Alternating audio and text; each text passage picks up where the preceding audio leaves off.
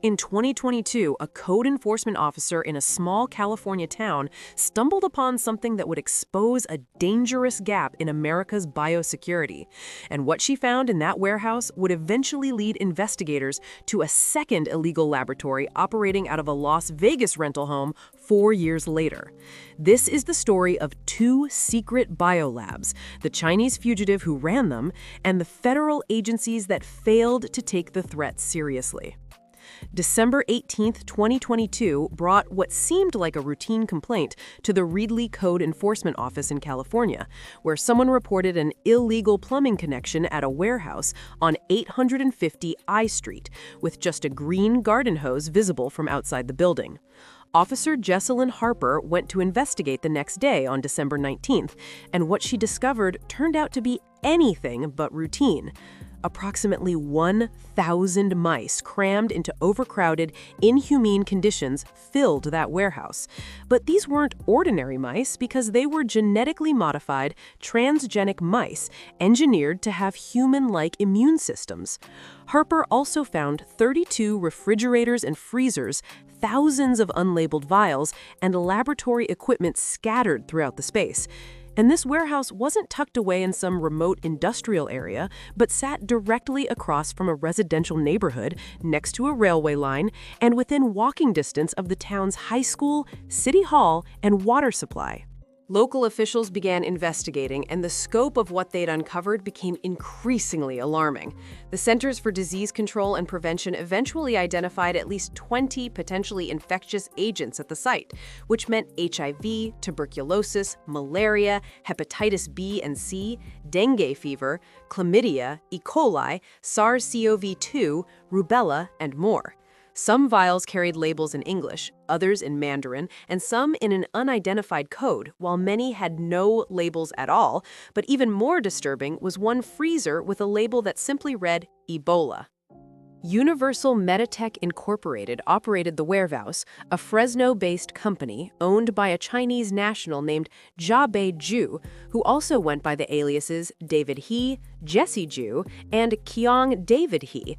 Prestige Biotech Incorporated, Zhu's parent company, operated out of Nevada.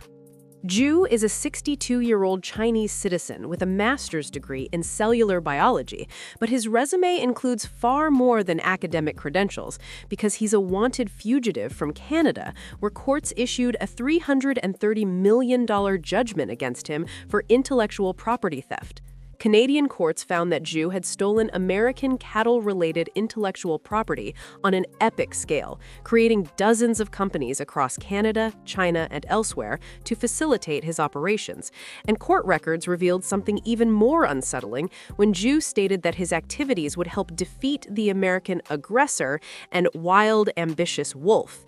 His business objective connected to fulfilling then-Premier Wen Jiabao's wish to provide every Chinese person, especially children, sufficient milk each day. And according to business plans, Zhu brought an estimated $1.37 billion in combined assets to China.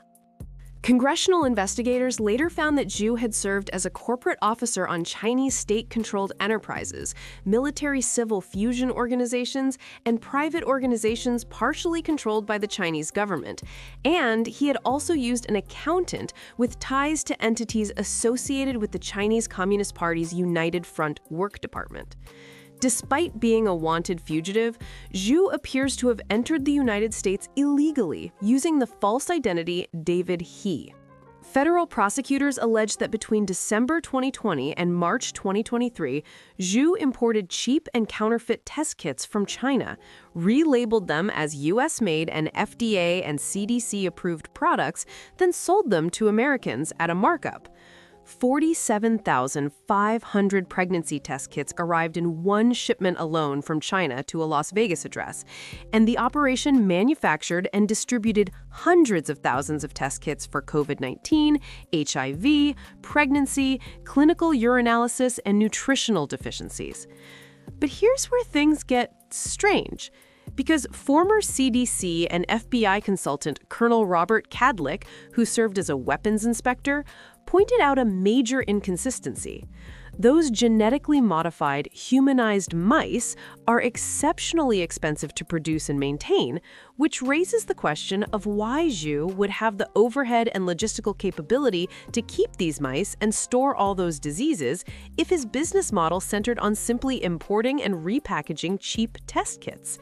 Cadlick testified to Congress that Zhu had this incredible logistical tail that gives him much more capability that, according to what was being described, was not being used at the moment.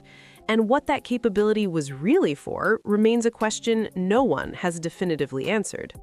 The federal response turned out to be equally puzzling and deeply frustrating for local officials. Reedley officials discovered the lab in December 2022 and tried to contact the CDC, but the CDC initially refused to take their phone calls. Contact only happened after Reedley reached out to Congressman Jim Costa, and when CDC officials did arrive on site, they spent only 3 days there, from May 2nd through May 4th, 2023. During those 3 days, the CDC refused to test the unlabeled vials and directed local officials to destroy the materials rather than conduct full testing. They didn't test vials labeled COVID, despite SARS being classified as a select agent, and they never tested that freezer with the Ebola label, which led Reedley City Manager Nicole Ziba to speak bluntly about the federal response. She said she hopes they are paying attention because when we tried to raise the flag, we received just such a poor response from the CDC, and it's almost as if they didn't want anything to do with it. The FBI offered even less help, closing their investigation early after determining there were no weapons of mass destruction present, and Congressman Neil Dunn of Florida was equally blunt in his assessment when he said he was floored by the lack of response by the CDC and called it nothing short of malfeasance. The CDC strongly disputed these criticisms, claiming the Congressional report about their response included numerous inaccuracies and that they didn't have the authority to unilaterally investigate or seize samples. October 19, 2023 brought the FDA's criminal division finally arresting Jia Bei Zhu, and a federal grand jury indicted him the following month on charges of manufacturing and distributing misbranded medical devices, making false statements to the FDA, and wire fraud. Additional charges of fraud and conspiracy came in 2024, while Zhu has pleaded not guilty and remains in federal custody, with a trial scheduled for April 2026. And his romantic and business partner, Zhaoyan Wang, who was listed as 100% owner of Prestige Biotech, absconded to China to avoid the federal indictment. November 2023 saw the House Select Committee on Chinese Communist Party publish an investigation report that raised serious concerns about the incident. The committee, chaired by Representative Mike Gallagher of Wisconsin, and including Representatives Kevin McCarthy and Jim Costa of California, and Neil Dunn of Florida, documented Zhu's close ties to the Chinese government and his involvement in what they characterized as a transnational criminal enterprise. But the report also asked troubling questions that remain unanswered about how Zhu, a wanted man, operated clandestine biolabs in Reedley and other locations for years while avoiding detection. They questioned why present laws allow private and, in this case, wholly illegal laboratories, like the one in Reedley, to purchase deadly pathogens from American laboratories without scrutiny, and how the CDC and the federal government so fundamentally failed a local community, and why they pressed to have the pathogens destroyed without testing. That phrase about Reedley and other locations turned out to be prophetic, because Fresno County Supervisor Nathan Magsig warned that items discovered in the Reedley lab pointed to the fact that there may be additional laboratories in other parts of the United States. January 31, 2026, just over 3 years after the Reedley discovery, proved him right when law enforcement made their move. Approximately 6 in the morning on that Saturday brought the Las Vegas Metropolitan Police Department's SWAT team and the FBI serving a search warrant at a home on Sugar Springs Drive in northeast Las Vegas, near North Hollywood Boulevard and East Washington Avenue. An LLC registered to Jia Bei Zhu owned the property, which operated as a short-term rental with rooms rented out individually through websites including Airbnb, and in a locked garage garage, investigators found equipment that Sheriff Kevin McMahill described as consistent in appearance to the items found and described in the Reedley, California lab investigation. Multiple refrigerators with vials of unknown liquids filled the garage, along with a freezer, a biosafety hood with a biosafety sticker, a centrifuge, glass beakers with reddish liquids, red-brown unknown liquids in gallon-sized containers, and refrigerated vials with liquids of different colors and compositions. Police collected more than 1,000 samples and loaded them onto an FBI aircraft, then transported the samples to the National Bioforensic Analysis Center in Maryland for testing, and as of now, the exact contents of those samples remain unknown.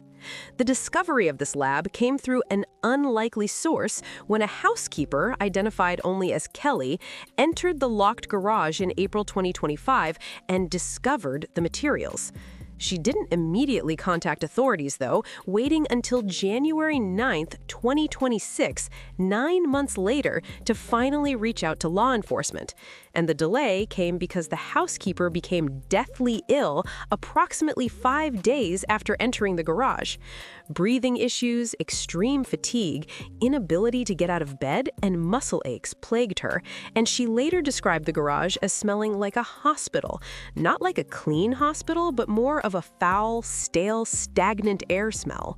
She wasn't the only one who got sick either, because multiple people who rented rooms at the property or visited reported serious illness.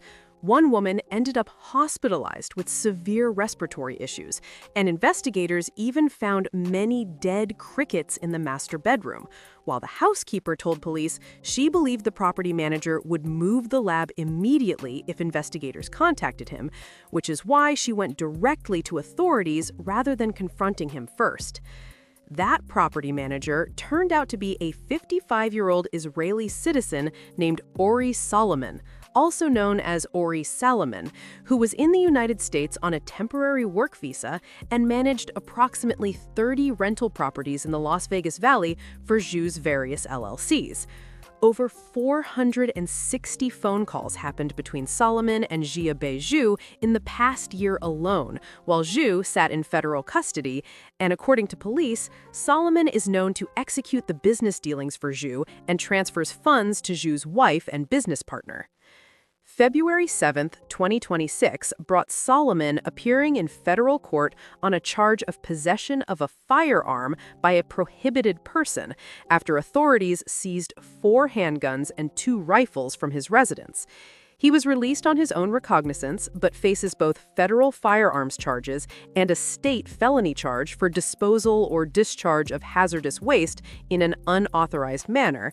And Solomon's attorney, Charles Goodwin, has been adamant in his client's defense, stating that their client doesn't have any real involvement with whatever that lab was doing, and they vehemently deny any allegations that he was involved with anything dealing with the lab.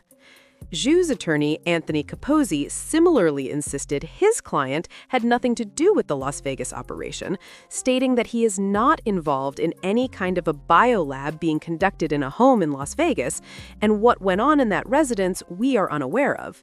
Capozzi also maintains that Zhu has been in federal custody for 3 years and was only a consultant to the companies, not their operator.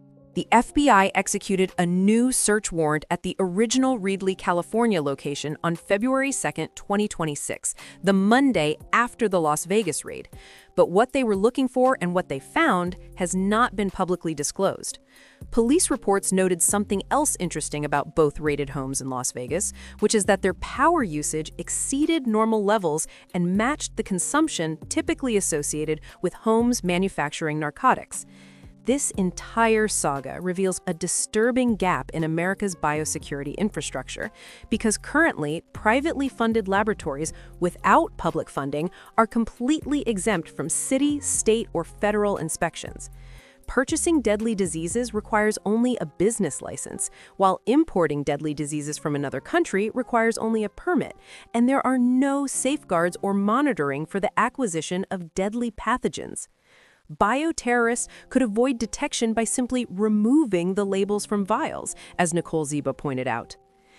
December 2023 brought the Fresno County Board of Supervisors approving a new ordinance allowing annual inspections of privately funded research labs. But that's only one county in one state.